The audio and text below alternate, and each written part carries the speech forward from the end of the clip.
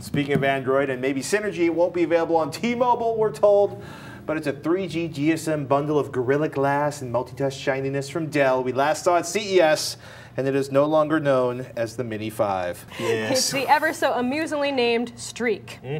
But we don't know the US pricing or release date beyond the late July rumor at PCMag.com. It'll have around July 27th, perhaps, the day after we tape this. But we couldn't resist a chance to get hands-on with the 5-inch Android Power tablet.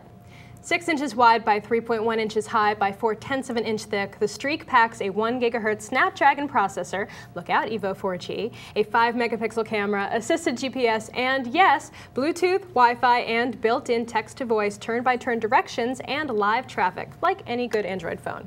And yes, it does work as a full 3G phone. In fact, I'll say it, it is a 3G smartphone, a very big smartphone, as in bigger than the Droid X that we showed you last week. Which is pretty, I mean, it's like, I don't have small hands. No. And this is a big handful. I gotta say, the 800 by 480 screen looks pretty nice. It's got a VGA front camera.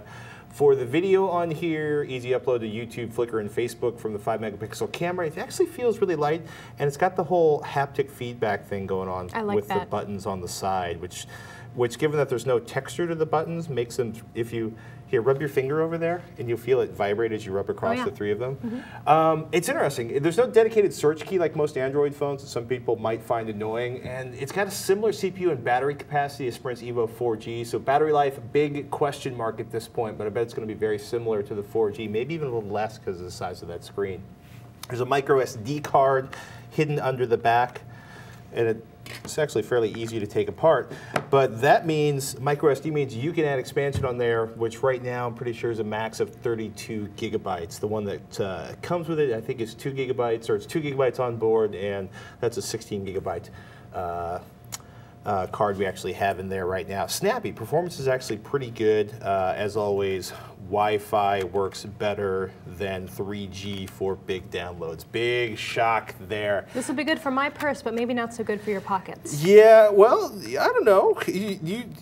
It'll fit here. All right. I have really big pockets. You want to try this out in your pocket? Oh, I don't know. I don't think that's going to work out. The jeans are a little tight. It's kind of big on the side of your head. It begs you to make calls via the bundled headset or via Bluetooth. I don't know if you can see this, but I've got like those side pockets, so it's like, hello. Would you carry it around? Probably not like this, but I would perhaps put it in my purse. I mean, it's not so bad. I mean, compared to the other Android phones we've seen out there, it's on the bigger side, but if you want a really big space for web browsing and for running all those apps, it's not so bad. It's pretty cute. You know, put a little stand on it, get your Bluetooth keyboard going. I mean, just think of the old like personal media players of back in the day. You know, That's like true. This is about that PSP size, but thinner. It is also PSP size. Maybe a little higher this way, but it's got a bigger screen. I think it's got potential. We'll know more. Possibly shipping this week. We'll know by the time probably this. By the time you're watching this, you will know.